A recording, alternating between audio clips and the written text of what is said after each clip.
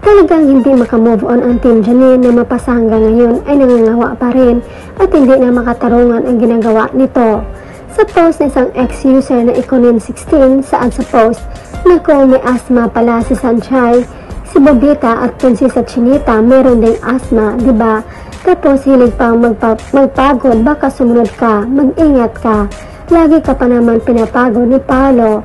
Paolo kasi pipili nga sasakitin at malapit nang.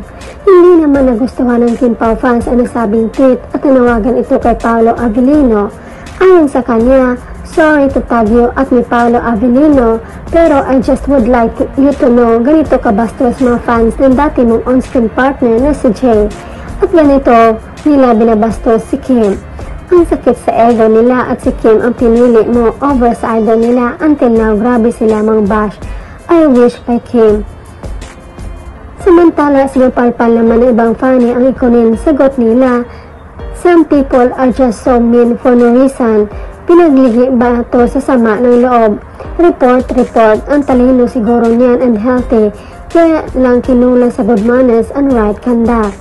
Mas poor yun. Nakakalungkot naman yan. Humantong na sila sa ganyang hiling na mangyari kay Kim. Ano bang problema nila kay Kim? Napakabait naman nung tao. Grabe sila. Di bale ang taong binababa. Yun nga, tinataas ni God. I think Kim and Paolo need to say something. Okay lang manahimik. Pero kung below the belt at pati buhay ni Kim isaalang-alang nila, that's dehumanized.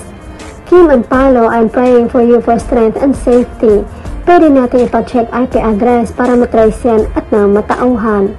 Grabe ang sama nila. Have been a Kimi fan since 2006. Ngayon lang grabe ang bash nila. Karma is digital. Be careful on what they wish for. Magbumirang sa kanila mga sinasabi nila kay Kemi. Kabait na tao ni Kemi, ginagano nila. She doesn't deserve this. Alam mo, naiyak talaga ako. Merong fans na ganyan. Naawa ako kay Kim. Grabe, wala naman siyang ginagawa sa mga fans ni Jay. Bakit umabot sila sa ganyan? Nakakasad ang Panginoon na bahala sa kanila. Grabe no, napahinayopak nila si sobrang ingit nila muna sila ng galit sa katawan nila. Sana bumalik sa kanila agad-agad ang pinagsasabi nila kay Kenny. Tama lang yan ang tanyo di si Pao about sa matoxic na fan ni Nono. Grabe naman yan, wala naman sanang ganyanan.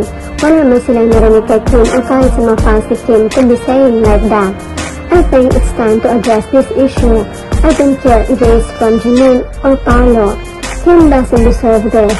Sa kabilang banda, na-report naman ng Kim Pao fans ang nasabing ex-user para matuldukan na ang paninira nito kay Kim Cho. Hinihintay naman ng netizens kung ano kaya ang gagawin ni Paolo Avellino at reaksyon sa isyong ito. Abangan!